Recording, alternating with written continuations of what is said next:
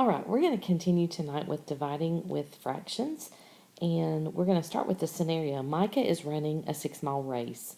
There are water stops every half mile, including at the 6-mile finish line. How many water stops are there? So our job is going to be to figure out how many groups of 1/2 there are in 6.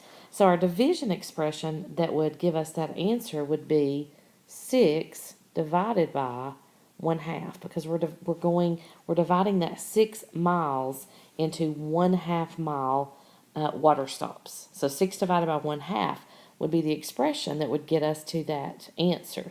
Let's look at this number line. It goes from 0 to 6, and it asks us to finish labeling the number line. So the first thing that you're going to need to do with this, when you look at it, you know it's obviously not a number line with just holes, because between 0 and 6, there are more than 5 tick marks. So let's count the tick marks and see if we can figure out what they've done here. We've got 1, 2, 3, 4, 5, 6, 7, 8, 9, 10, 11, 12. If I take 12 and divide it by 6, I know that there should be 2 parts in every whole number. Okay, so that tells me that this is going to be 1, 2, 3, 4, and 5. So when we look at that, we see that this would be half 1, 1.5 2, 2.5 3, 3.5 4, 4.5 5, 5.5 6. So they've divided this number line between each whole number. They've divided them into halves. So you have 2 halves, obviously, in each whole number. How many halves are in 1? It asks us next. Well, go to 1, and you see when you get to 1 right here, there are 1, 2 halves. How many halves are in 6? So to find that, you've got to look all the way over to 6. How many halves are there? 1, 2, 3, 4, 5, 6, 7, 8, 9, 10, 11, 12. So there are 12 halves in 6. Last question, explain how you can use the number line to find the number of water stops there are. Well, remember I told you yesterday, number lines are my favorite because to me they make so much sense. I can take whole numbers and divide them into parts. And when I do that, it basically shows me how many 1/2 mile parts are in each mile. So you just take it from there and then you just count. Okay, for this problem, Corrine picked a 1/4 gallon of blackberries. She poured the berries equally into 4 containers. What fraction of a gallon is in each container? So when I read this, I ask myself, what's being divided and how many parts is it being divided into? So I noticed that it says she picked 1/4 of a gallon of blackberries, and she poured them equally into 4 containers. That tells me she's dividing them into 4 containers. If I do my keep, change, flip, keep, change, we know that's over 1, so to get its reciprocal, flip, and my answer is 1/16. So 1/4 gallon of blackberries divided into 4 equal containers would give you 1/16 of a gallon in each container. Okay, Cooper's USB drive is 1/2 full with 5 video files. Each video file is the same size. What fraction of the USB drive does one video file use? So we're taking the USB drive, which is half full, and we know on that USB drive we have 5 files. So we're going to divide that 1/2 by 5, and that's going to tell us how much each video what each video file is on the USB drive. So if we do our keep, change, flip, it tells us that each video file is 1/10 of the 1/2 full. Okay, this question is going to take a little bit of thinking.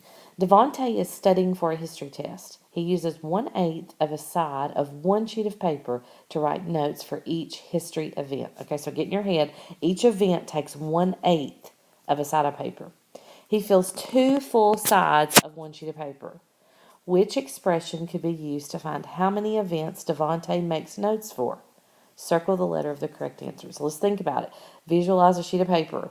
He uses 1/8 to show one event. We know he's filled 2 full pages. So our equation or our expression would be 2 pages divided by 1/8, because 1/8 tells us exactly how much one event is, or one event takes up 1/8 of a page. So if he's filled 2 full pages, if he divides that by 1/8, he's going to know exactly how many events he came up with. And if you go on to work this problem and you keep, change, flip, and your answer is 16, this is a good time to go back and look and say, is this a reasonable answer? Okay, I have a sheet of paper, and I know that each sheet of paper, I can fill 1/8 of that sheet of paper, and I will have one event. If 2 full sheets are filled, would it be reasonable that he could have had 16 events? And the answer to that is yes. One part of 8 parts of each of these papers is one event. Okay, so definitely it is reasonable to say that 16 events would be the correct answer. So our correct equation here, our correct expression here would be B. All right, let's work this problem together. Tate has 1/4 of a pizza. He wants to share the pizza equally with a friend. How much of the original whole pizza will each of them get? Okay, so let's think about what we have. We have 1/4 of a pizza. So I'm just going to draw a model here. I'm just going to use a rectangular model and show 1/4. Okay, so Tate has this much of a pizza, and he wants to share it equally with a friend. So that would mean it's dividing it by 2, because there are 2 people, he and his friend. So divide it by 2, I'm just going to make my line straight across.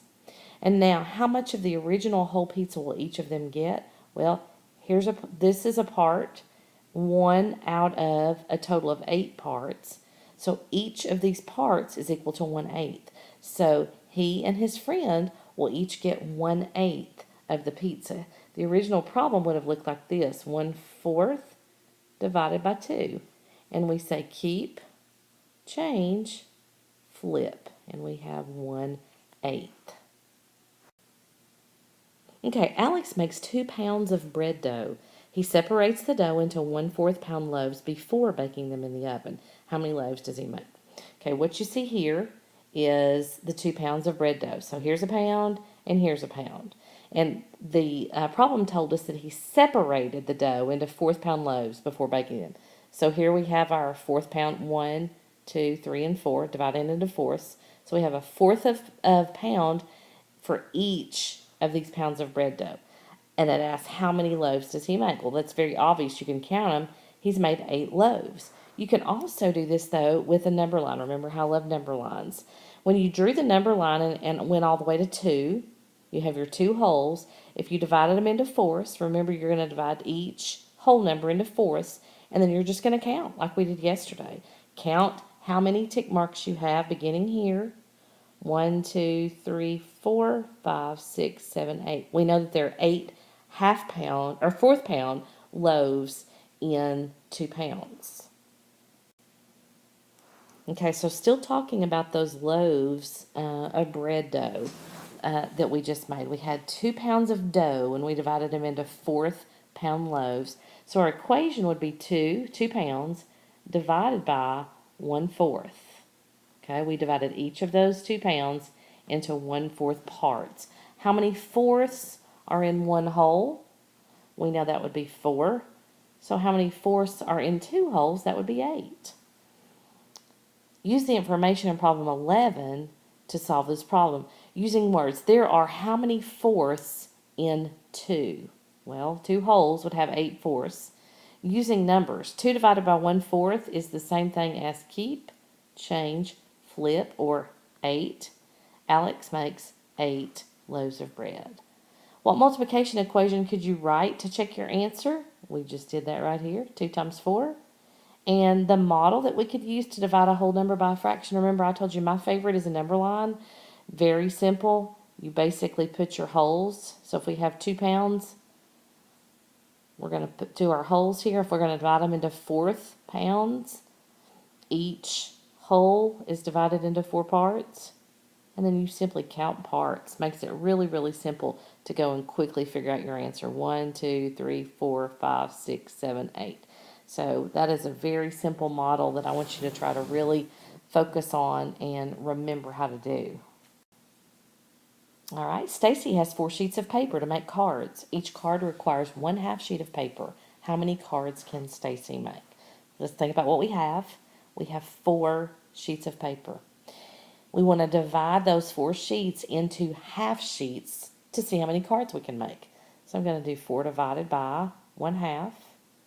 And when I keep, change, flip, I know I can make 8 cards. Let's see if this looks reasonable. I'm going to take my number line again and make it go from 0 to 4. Remember, it's really easy to do whole numbers on a number line. 1, 2, 3. Go ahead and mark my numbers. 4 divided by 1/2. So I'm going to divide each of these wholes into 1/2. And now I'm just going to count. How many parts did I make? 1, 2, 3, 4, 5, 6, 7, 8. 8 parts. Very simple way to check your answer. Last problem for today. This is just an example I wanted to show you. Another time where you're taking a whole group of something and dividing it into parts. Sierra has a photo album with 3 empty pages. So try to visualize that. Each photo uses 1/6 of an album page. How many photos can Sarah put on the empty pages? Okay, here are the 3 empty pages. We've divided each page by 1/6.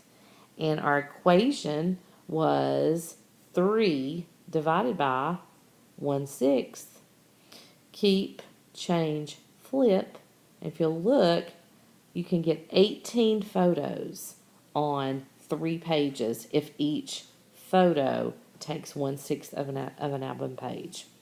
I hope this is becoming really easy for you. The biggest challenge in dividing with fractions is knowing what number to put first. So if you can always remember the first number in a fraction equation or fraction expression is the thing that is being divided.